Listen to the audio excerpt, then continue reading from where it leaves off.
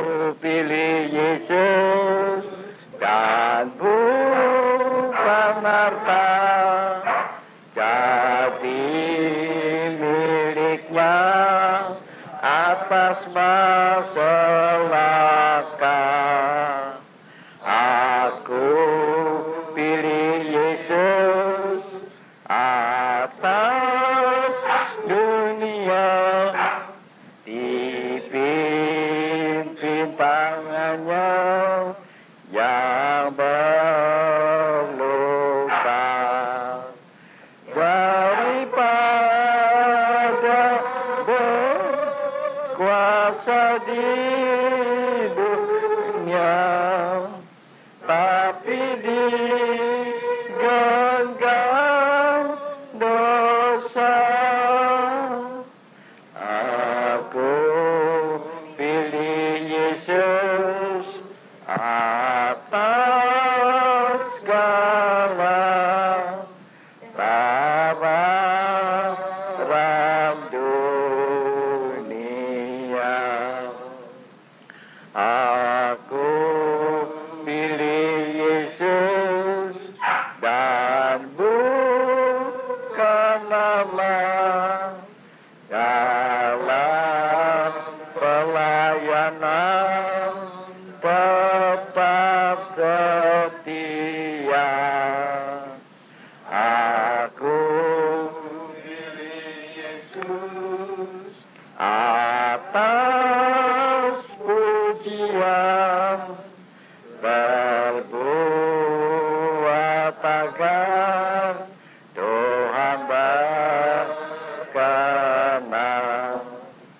daripada berkuasa di dunia, tapi digenggam dosa. Aku pilih Yesus atas segala tawaran dunia. Karena retamuna nakela hasan dana kanu salam ema kalon atene korang. Tuhan, terima kasih untuk firman-Mu. Urapi kami dengannya, hingga semua rencana-Mu akan kami jadi dengan sempurna. Tuhan, Kau baik, Kau Allah yang Maha Kuasa, Kau Juru Selamat kami. Ampuni kami Tuhan kalau kami mencari lain daripada Engkau. Segala sesuatu sudah Kau berikan kepada kami, tetapi kami tidak menyadari. Kami berlaku seperti orang yang ditinggalkan dan miskin. Ajari kami Tuhan. Sucikan kami dengan darah-Mu. Tuhan, Kau baik. Berkati kami berganda-ganda. Sediakan hati kami Tuhan. Terima kasih Tuhan Yesus. Amin. Kita baca firman Tuhan dari kitab Nabi Yesaya pasal 28 ayat 20 sampai 22. Yesaya 28 ayat 20 sampai 22. Begini bunyinya. Sebab tempat tidur akan kurang panjang untuk dipakai membujurkan diri, dan selimut akan kurang lebar untuk dipakai menyelubungi diri. Sebab Tuhan akan bangkit seperti di gunung Perasim, ia akan mengamuk seperti di lembah dekat Gibeon, untuk melakukan perbuatannya ganjil perbuatannya itu, dan untuk mengerjakan pekerjaannya, ajaib pekerjaannya itu. Oleh sebab itu, janganlah kamu mencemooh, supaya tali belenggumu jangan semakin keras. Sebab ku dengar tentang kebinasaan yang sudah pasti, yang datang dari Tuhan Allah semesta alam atas seluruh negeri ini. Saudara, tidak peduli apakah Tuhan itu terikat perjanjian atau tidak dengan umatnya. Kalau umatnya terus melanggar, terus berdosa, dia juga sediakan kebinasaan. Jangan kaget.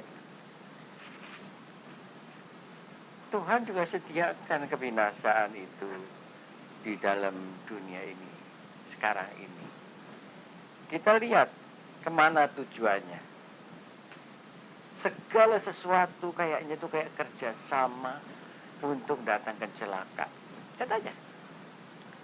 Saya baru baca itu di koran, gerhana matahari itu kelihatan jelas pada saat ini. Kenapa kok kita panas sekali? Di samping itu ozon itu habis lubang semua di udara. Matahari saat ini itu sedang boleh dikata meledak. Meledaknya itu bukan meledak kecil-kecilan, seluruh permukaan matahari itu sekarang meledak. Gak tahu kekuatan berapa. Itu bom nuklir. Berapa juta gak tahu. Nah kita kan diam-diam kita gak tahu. Kapan hari matahari kalau panas-panas kipas-kipas begini, nggak tahu itu sedang apa, itu nggak tahu nih. Nah itu tuh mengakibatkan apa semua kita nggak tahu. Bumi ya kita lihat ya, gempa ya, kita lihat segala macam badai segala macam dah. Bencana alam itu ada semua, nggak tahu tuh karena itu. Jadi saudara, benar loh. Ini saatnya saat yang sudah dekat dengan bencana itu. Tuhan nanti kita lihat bikin perbuatan-perbuatan yang ajaib, yang ganjil, yang kita nggak pernah sangka. Kenapa? Apa saudara pikir sekarang ini kita sebagai umat itu berkenan kepada Tuhan? Apa Tuhan senang lihat kita? Yang kita lakukan? Apa benar kita sebagai umat itu menantikan Tuhan dan berharap Tuhan? Apa benar? Dia tuh juru selamat. Allah yang maha kuasa ini, yang punya alam semesta ini, dia juru selamat. Juru selamat loh. Kita diselamatkan sebetulnya itu sudah mustahil. Kalau Allah pakai menyelamatkan satu-satu orang itu gak masuk akal. Dia punya kerjaan yang maha hebat. Tapi toh dia perhatikan kita. Tapi kita ya, celakanya nih kita. Saya bicara tentang orang Kristen aja deh. Orang Kristen kayak nggak punya juru selamat. Loh kalau kita punya juru selamat, takut apa kita? Kalau kita punya juru selamat, apa yang kita khawatirkan? Nah itu nggak kelihatan di kita kan? Kita takut, khawatir, kita bingung, kita jalan kayak orang yang tidak punya penolong sama sekali. Kalau orang punya penolong, kan dia tidak bingung-bingung kan? Jadi saudara, itu sebabnya Tuhan bukan menegur keras dikatakan. Jangan main-main. Ini akhir zaman, kita jangan main-main. Kita jangan pikir bahwa itu nggak apa-apa. Loh, kalau Tuhan itu juru selamat kita, ada apa-apa kita cari siapa? Apa kita percaya bahwa dia bisa nolong kita? Percaya benar bahwa dia bisa nolong kita? Kita nggak percaya, dari kita anggap itu normal, nggak percaya. Semua orang juga nggak percaya. Kita lebih baik pakai dokter, pakai apa, pakai orang pinter, pakai apa, saudara-saudara, orang nggak percaya. Ini saya lihat ya, tetap di dalam kejadian-kejadian di keliling kita itu bahwa Tuhan itu tetap berkuasa. Saya mengucap syukur bahwa Putin itu meninggal begini. Tidak tahu kenapa. Gak banyak penjabat meninggal begitu. Bahkan gak banyak pendeta meninggal begitu. Malu sebetulnya. Dia meninggal yang dikatakan di surat Ibrani itu, kenali pemimpin yang baik, yaitu dari akhir hidupnya. Sonder sakit, sonder apapun, dia pergi. Saya nggak tahu apa yang dia lakukan, saya nggak tahu hidupnya, saya nggak kenal, tapi yang saya tahu adalah akhir hidupnya. Dan dari akhir hidupnya itu sampai dia meninggal, saya tahu bahwa Tuhan Allah yang Maha Kuasa masih berkuasa atas hidup kita. Kadang-kadang kalau saya lihat negara kita itu semerawut, setengah mati ya, sudah tahu kayaknya kayak nggak ada jalan keluarnya. Saya ngomong-ngomong dengan seorang polisi gitu ya, dia juga hampir putus asa kalau lihat. Saya cerita dia tahu, coba bayangin mas, kalau polisi sudah tua, lantas dia pungli, dia tilang gitu ya, pantas lah keluarganya butuh duit banyak. Ini yang pernah nilang saya itu bukan nilang bener, itu adalah remaja-remaja yang baru lulus dari sekolah polisi. Saya bilang, mas itu gimana coba? Dia juga bilang, terus disampaikan ke Kapolri apa disampaikan, memang kita susah, kadang-kadang itu susah sekali, gimana? Yang atas mau, yang bawah nggak mau. Yang bawah mau, yang atas nggak mau. Kayak lingkaran setan aja. Tetapi dengan perginya Putin itu saya merasa besar hati. Kenapa? Oh, bukan dukun-dukun yang berkuasa, bukan orang pintar, bukan kekuatan-kekuatan. Yang berkuasa adalah Allah yang Maha Kuasa, Juru Selamat kita. Sebab itu, saudara saya belajar untuk tersenyum melihat apapun yang terjadi. Rencana-rencana jahat yang akan dilakukan orang itu nggak ada artinya apa-apa. Tetap masih Allah yang berkuasa. Dia yang ambil tindakan. 31 tahun yang lalu saya mulai kenal Allah ini di ranjang kematian. Kalau hari ini saya dengar berita kematian ibu negara kita, saya tahu bahwa ada Allah yang Maha Kuasa. Nah, kita, apa kita nggak menghinakan dia? Kita nggak menghina dia dengan tindakan-tindakan kita. Apa kita benar-benar hidup dari hari ke hari mempergunakan dia sebagai juru selamat untuk menyelamatkan apa? Dia kayak nggak kepake aja. Padahal nanti saudara lihat kalau bencana-bencana ini terjadi, mau lari kemana? Mau lari kemana? Kalau di Indonesia bencana alam gempa bumi lari ke Brasil. Kalau di Brasil juga gempa bumi lari ke Tiongkok. Tiongkok gempa bumi lari kemana? Kita mau lari-lari kemana? Satu-satunya tempat yang aman adalah di dalam Tuhan. Benar ini. Bukan basa-basi, bukan juga ini kiasan, ini benar. Letterlek di dalam Tuhan. Apa kita sekarang udah hidup di dalam Tuhan? Nah, kita lihat dulu dong. Kita ngaca dulu, apa kita hidup sekarang di dalam Tuhan? Kalau kita melakukan perbuatan-perbuatan menurut hawa nafsu, menurut emosi, menurut itu semua, apa itu tuh menyaksikan bahwa kita ada di dalam Tuhan? Kalau kita ada di dalam Tuhan, orang langsung lihat. Ini ada juru selamatnya. Lihatkah orang? Saudara-saudara, apa orang lihat bahwa ada juru selamat dalam kita? Sebab itu kita nggak pernah takut, nggak pernah pusing, nggak pernah bimbang, nggak pernah gelisah, karena ada juru selamat. Mana ada anak digendong mamanya gelisah? Anak gelisah digendong mamanya diam. Mana ada orang di dalam tangannya Allah Bapa yang Maha Kuasa itu kok sampai gelisah, sampai takut, sampai khawatir? Mana ada? Kita menghina Tuhan kan? Barangkali saudara nggak pernah dengar bahwa ini berbahaya, bahwa nanti kita mesti tanggung jawab untuk ini semua. Jangan kita terus pikir, oh hidupku sendiri, badanku, badan bukan badanku, hidup bukan hidupku. Tetap punyanya Tuhan. Kalaupun saudara kepala negara atau ibu negara, tetap masih punyanya Tuhan. Sederhana. Loh, kurangnya apa coba?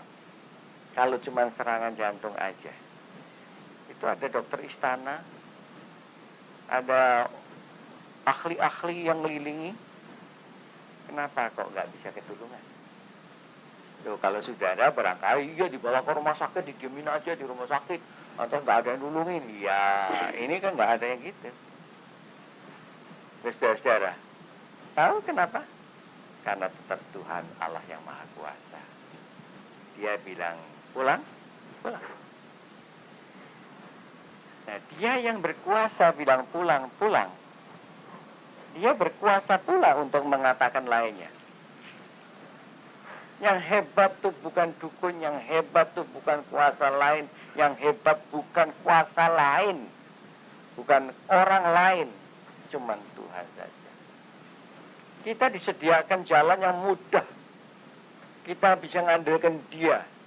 Dia mati di kayu salib itu membayar semua utang kita. Tapi apa buktinya?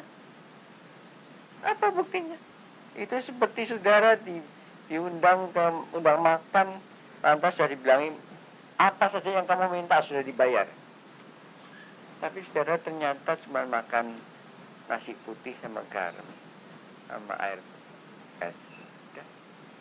Coba bayangin, saudara nggak nikmati yang biasa saudara nggak bisa nikmati. Iya kan? Saudara, saya tahu kita itu begitu. Kuasanya Allah itu tidak kita pakai, kita sia-siakan. Bocai. Apa ini tidak menghina dia? Tidak mendukakan dia? Saudara lewatkan itu begitu saja. Kayaknya kayak perkara yang sangat-sangat biasa untuk menghina Tuhan Allah. Di dalam Yesaya 41 ayat 3 dan 4. Yesaya 41 ayat 3 dan 4 kita baca firman Tuhan begini bunyinya. Ia mengejar mereka dan dengan selamat ia melalui jalan yang belum pernah diinjak kakinya. Siapakah yang melakukan dan mengerjakan semuanya itu? Dia yang dari dahulu memanggil bangkit keturunan-keturunan. Aku Tuhan yang terdahulu, dan bagi mereka yang terkemudian aku tetap dia juga. Nah, kita lihat kan? Kalau kita benar percaya kepada Tuhan, kita itu miliknya Tuhan, umat Tuhan. Ya ini Tuhan belain kok. Siapa dari dulu juga nggak ada kesaksian lain. Cuman dia yang ada. Yang ngerjakan cuman Tuhan. Nah kalau Tuhan ngerjakan, sekarang saudara bilang Tuhan yang ngerjakan semua. Sekarang hidup saudara itu jeblok. Hidup saudara itu sakit-sakitan. Apa itu nggak artinya bahwa Tuhan itu kerjaannya nggak beres. Loh, iya kan? Saudara juru masak. Namanya juru masak. Masakannya angus, masakannya gagal. Apa itu? Apa benar? Jangan bilang juru masak. Murid masak barangkali baru belajar. Nah, sekarang kita ngatain Tuhan apa? Kalau dia juru selamat, dia Allah yang Maha Kuasa, jalannya benar, tidak pernah dia gagal, dia berfirman dan jadi. Apa yang ada, lihat diri kita masing-masing. Apa yang Tuhan lakukan di dalam saya? Nah kalau Tuhan lakukan yang begini, kenapa? Kan kita mesti nanya, kenapa? Sedangkan kalau Tuhan ngerjakan, dia kerjakan sempurna. Nah kalau kita nggak ngalami sempurna itu, kenapa? Kan jawabnya satu-satunya karena kita nggak benar kan? Karena kita berdosa. Nah kita kalau sudah dibilangi berdosa, kita ngamuk. Oh, saya nggak salah apa-apa, nggak nyolong, nggak pernah jahatin orang, nggak apa, berdosa. Saudara nggak pernah nyolong, nggak pernah ngerampok, nggak pernah bunuh. Tapi saudara menghina Tuhan. Apa itu nggak dosa? Apa itu biasa? Semua orang juga berbuat. Saudara bilang, mana saya menghina Tuhan sampai pagi juga saya bangun pagi sudah haleluya. Ya. Sampai malam mau tidur haleluya. Berdoa terus. Apa itu menghina Tuhan? Saudara pernah baca nggak di surat Yakub bahwa orang bisa berdoa menghabiskan hawa nafsunya? Itu yang menghina Tuhan. Nah, apa yang sebetulnya harus kita lakukan? Sebetulnya yang diminta dari kita itu sederhana, sangat sederhana. Cuma satu perkara. Dari awalnya Alkitab sampai akhirnya, Tuhan cuma minta dari kita dengar suara. Kita dengar. Loh, kalau Tuhan ada di dalam saya, kalau saya nggak dengar tuh gimana? Loh, apa Tuhannya bisu apa? Loh, yang benar aja. Kalau Tuhan ada di dalam kita, masa kita tidak bisa dengar suaranya? Sedangkan suara setan kita dengar. Loh, suara setan kita dengar kan? Seringkali kita ngomong, kenapa suara Tuhan? Enggak. Sedangkan dia ada di dalam kita, dia menguasai kita mestinya. Nah, kenapa? Apa kita nggak menghina? Apa urusan Belial, Kristus dengan Belial? Nah, jadi, saudara, siapa yang ada di dalam kita? Ini jujur aja kita periksa diri kita. Kalau ternyata bukan Tuhan yang di dalam kita, bertobatlah. Mumpung masih ada kesempatan bertobat. Jangan nanti kalau sudah krisis itu datang, kalau sudah kelihatan, sudah nggak ada kesempatan lagi, kita mau bertobat. Nggak bisa loh. Nggak bisa loh. Sudah cukup banyak kesempatan kita diberi untuk bertobat. Tapi kita selalu meremehkan, ngentengkan. Ada lain-lain perkara tetek bengek yang lebih penting daripada Tuhan. Iya kan? Saudara, iya enggak? Pernahkah saudara cari Tuhan begitu rupa? Sama deg-degannya seperti saudara mau piknik besok pagi. Itu aja enggak loh. Pernahkah kita cari Tuhan begitu rupa? Sama seperti kita menanti-nantikan gangtau besok pagi. Itu juga enggak. Tuhan cuman kita anggap nanti kalau enggak lah. Kalau ada waktu. Buat tambah butuh. Apa itu enggak menghina? Saudara kalau dianggap orang buat tambah butuh, saudara enggak merasa terhina. Nah, jadi saudara lihat. Enggak usah jauh-jauh cari. Oh, ada orang yang bilang itu. Oh, saya udah cari-cari, nggak ketemu dosa saya apa. Waduh, orang enak aja. Saudara, kita jalan juga sudah kelihatan warna merahnya kok. Saudara tahu, ada hal dengar suara Tuhan. Itu yang diminta Tuhan dari kita. Hukum mana yang terbesar? Saudara bilang, hukum kasih. Enggak, baca dulu yang betul di Matius 22 itu. Dengarlah, hai umatku, itu mulai dulu hukumnya. Nah, kita nggak dengar buat apa ada hukum kasih, buat apa ada macam-macam. Kalau kita nggak dengar dia, kita nggak ada artinya apa-apa. Itu sebabnya kalau tidak ada kasih, ya kasih itu apa? Cuman dengar Tuhan, nurut Tuhan, itu kasih. Kalau nggak ada itu, semua juga nggak ada gunanya. Bikin aturan-aturan sendiri, nggak dengar Tuhan bilang apa. Padahal kalau kita dengar Tuhan ya, semua perkara jadi mudah. Semua. Oh, saudara nggak tahu bagaimana jalannya kalau saya ngadepin masalah, menyelesaikan masalah itu. Jalannya itu saudara bisa ketawa, begitu sederhana. Ada orang, oh dia bandel jauh, udah pahit. Nah orang kalau pahit itu jadi pegawai itu bahaya. Ini perusahaan yang door-to-door sales. Lantas, pada waktu barang mesti dikirim, itu customernya itu, langganannya itu dimaki-maki. Lah ya, dealernya boleh nyari langganan setengah mati, dapat langganan dimaki-maki. Nah coba gimana? Kalau ditegur marah. Lantas Tuhan ngajarin saya. Nih jalannya, tahu. Jadi jangan ketawa kalau saya ngomong. Persis saya lagi bikin corn beef ya. Udah, saya bilang sama anak angkat saya, ini kasih ke dia. Bilang icip-icip dari saya. Dianterin itu, udah itu ditegur. Saudara, nangis loh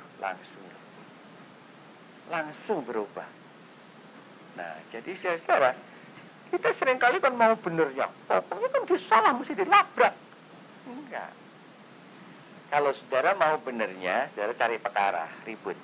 Tapi kalau saudara benar mau berhasil, jalannya Tuhan hebat sekali. Tuhan itu melakukan ini ngajar kita. Ya. Ini untuk semua orang. Baik yang sekolah maupun yang apa saja. Kalau kita benar dengar suara Tuhan, siapa yang bisa nyelakakan kita? Nggak ada. Nah kita suka nggak dengar lagi, udah panik, udah repot, udah apa. Kita sudah nggak perhatiin Tuhan, nanti kalau sudah macet, udah berantakan, udah itu baru cari Tuhan. Saudara cari Tuhan, Tuhan tuh buat saudara tukang beresin, atau saudara Tuhan tuh buat saudara bapak yang kekasih. Kalau punya bapak yang kekasih itu kan tidak cuma kalau lagi macet bapaknya dipanggil gitu, enggak. Tetapi kalau Tuhan itu bapak kita, kita nikmati saat-saat bahagia dengan dia. Kita nikmati bagaimana dia, Allah, memberikan jalan keluar buat kita. Nah itu kita nggak nikmati. Dari itu kayaknya kayak orang miskin aja kita.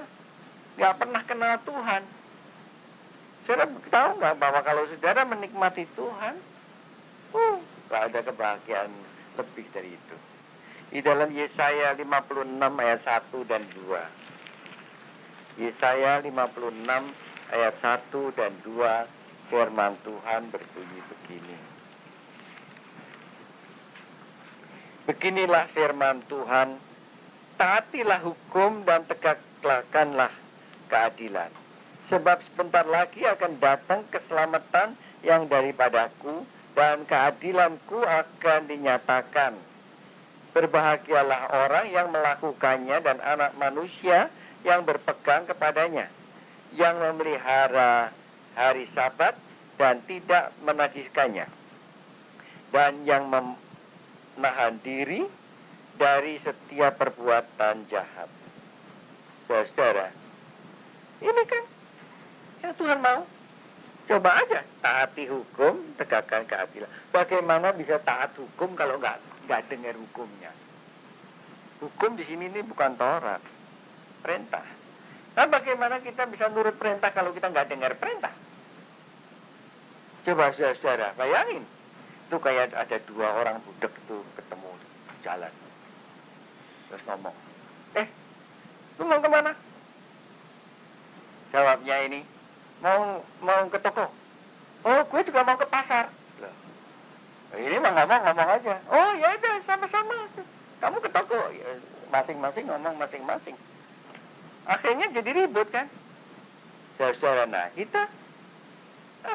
bagaimana kita bisa nurut Tuhan kalau kita nggak pernah dengar suaranya dia? Bagaimana? Apa yang diturut? Terus saudara, kalau Taurat tuh banyak mana yang mau diturut. Jadi saudara bayangin, bagaimana kita bisa taat, bagaimana bisa percaya kalau kita nggak dengar dia. Nah kenapa kalau kita nggak dengar dia? Dari halaman pertama sampai halaman terakhir dibicarakan tentang dengar, tentang firman. Nah firman tuh kalau nggak didengar buat diapain? Jadi saudara, Jangan bilang saya yang mengada-ngada. Ini bukan mengada-ngada loh, memang ini namanya juga firman Tuhan. Kenapa kok namanya bukan video Tuhan? Kenapa kok firman Tuhan, kata-kata Tuhan? Jadi saudara-saudara, kalau kita memang benar percaya kepada Tuhan, ya begitu kelihatan. Kelihatan? Gimana kelihatannya? Apa saudara lihat perbuatan dia yang ajaib? Tindakan Tuhan yang ganjil dalam hidup saudara dari hari ke hari? Terang, mesti kelihatan itu. Sebab apa? Jalannya Tuhan bukan jalan kita, pikiran Tuhan bukan pikiran kita. Jadi tentu saja ganjil, tentu saja ajaib. Sebab dia punya kebijaksanaan sendiri, dia punya vision sendiri, dia punya pendapat sendiri, dia tahu besok pagi bagaimana, dia tahu. Nah, dia yang mempersiapkan kita. Gitukah kita jalan? Di dalam Mazmur 29 ayat 3 sampai 5. Mazmur 29 ayat 3 sampai 5. Kita baca firman Tuhan begini bunyinya. Suara Tuhan di atas air, Allah yang mulia mengguntur, Tuhan di atas air yang besar, suara Tuhan penuh kekuatan, suara Tuhan penuh semarak. Suara Tuhan mematahkan pohon aras, bahkan Tuhan menumbangkan pohon aras Libanon. Suara Tuhan. Dia bisa keras, dia bisa mengguntur. Tapi kepada kekasihnya, Elia itu satu hari suruh ketemu Tuhan, dia cari. Di api nggak ada, di guntur nggak ada, di angin nggak ada. Ketemunya di mana? Angin sepoi-sepoi. Tuhan terhadap kekasihnya berbisik. Berbisik manis. Nah, kita nggak dengar. Nah, apa yang kita mau cari? Saudara, orang suka punya prasangka macam-macam. Oh, saya takut kalau itu bukan suara Tuhan. Omong kosong. Kalau Tuhan bersuara, Tuhan berfirman, itu begitu lain sampai kita tidak sangsi lagi. Itu suara dia. Jadi saudara, gimana kita? Kalau kita jalan sebagai orang percaya, orang tuli, gak dengar pemimpinnya ngomong, gak dengar gembalanya ngomong, dengan Tuhan bilang, domba-dombaku kenal suaraku, aku kenal domba-domba. Di mana aja di seluruh Alkitab sudah lihat, yang jadi perkara adalah dengar. Kita dengar Tuhan kah? Baru kita bicara tentang nurut. Kalau dengar aja enggak, mau nurut gimana? Saudara paling susah nyuruh kalau saudara punya pegawai yang budak itu. Wah, disuruh apa aja jalannya dia lain lagi. Jadi nggak bisa. Saya pernah mesti ngasih kateksasi dulu waktu saya pendeta di GKI. Orangnya sudah tua, buta huruf, budak. Coba saya mau tulis, dia nggak bisa baca. Saya kasih gambar Tuhan Yesus. Gitu. Oh, gondrong. Gitu. Coba suruh bilang Tuhan Yesus, bilang si gondrong. Saya tahu, nama gimana? Ya, saya tahu. Untuk ngajari Yesus aja saya butuh 3 bulan. Terus akhirnya dia capek. Udah nurut boksu aja deh. Coba bayangin saudara, sudah tahu, nggak bisa, orang budak, orang udah nggak bisa. Nah, kalau saudara nggak dengar suara Tuhan, bagaimana saudara mau bisa jalan benar? Gimana? Semua itu bergantung pada mendengar itu, nangkep itu. Jadi kalau kita benar, nggak nangkep, nggak dengar, apa diam aja? Kenapa diam aja? Kenapa kita nggak cari sampai kita dengar? Sebab Tuhan sudah bikin begitu mudah. Coba bayangin, Kalau dia bilang, marilah kepadaku kamu yang berlelah dan menanggung berat, dan saudara budak, bisa dengar nggak?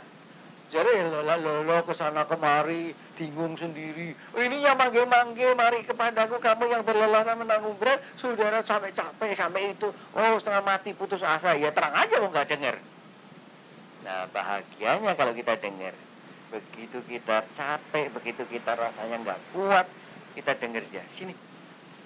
Kamu yang berlelah dan menanggung berat. Langsung dong kita selamat. Nah, nanti bakalannya lebih lagi kita perlukan. Nanti saudara nggak bisa jalan menurut konsep. Saya pikir ini ada kebakar api di sana, angin di sana. Di sini ini kelihatannya ini jalan kok sepi. Otak kita akan bilang, api kebakar, angin ini kerobohan rumah, banjir. Yang ini nih yang aman nih menurut pikiran kita. Padahal justru jalan yang kelihatannya sepi itu jalan yang celaka. Tuhan bilang, masukin api itu. Sama seperti Musa juga disuruh masukin air laut. Dan saudara-saudara lihat bahwa bukan yang dipikirkan otak kita yang baik dan selamat, tapi yang Tuhan katakan itu yang baik dan selamat. Kalau kita mau nurut maunya kita, otak kita sendiri, lama-lama mandet. Lama-lama kita sudah frustrasi, kecewa, gak bisa apa-apa. Di dalam Yohanes 11 ayat 51-52, Yohanes pasal yang ke-11 ayat 51-52, kita baca firman Tuhan begini bunyinya.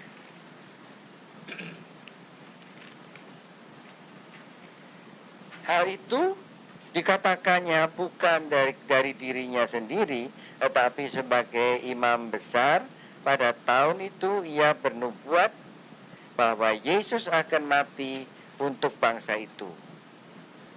Dan bukan untuk bangsa itu saja, tetapi juga untuk mengumpulkan dan mempersatukan anak-anak Allah yang tercerai-berai.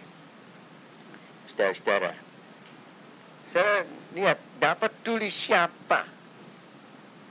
Dapat peduli apakah kawan, apakah lawan, gak peduli apakah dia mihak siapa saja, tetap Tuhan kuasai. Jadi jangan kaget, saudara pikir Tuhan cuma berkuasa atas orang-orang Kristen, saudara-saudara saya gitu. Sebab itu saudara kalau urusan yang bukan mengenai Kristen, saudara nggak bawa kepada Tuhan, tapi tangani sendiri. Biar orang imam besar tuh nggak senang Tuhan apapun, dia tetap di dalam kuasanya Allah dan dia tetap bernubuat kalau dia mesti bernubuat. Dia tetap jalani. Sekarang ini yang merentah tanah air kita ini siapa? Bukan presiden, Allah.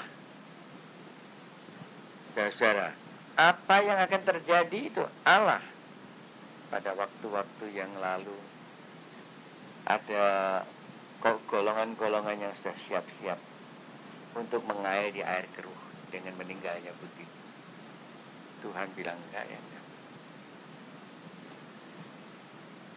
Jadi tetap di bawah kuasanya Tuhan. Sebab itu jangan jerah, jangan takut, jangan khawatir, jangan kita putus asa, melainkan di dalam Tuhan saja kita berdiri dan kita selamat. Amin.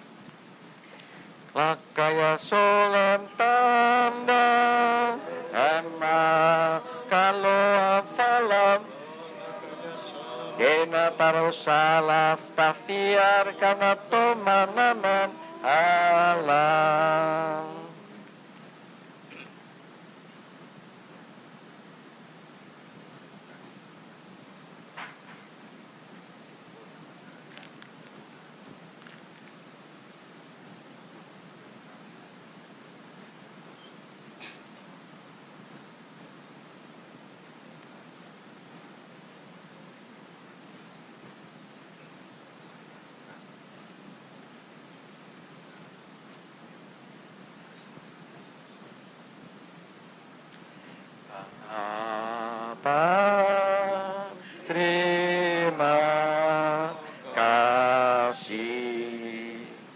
Bye.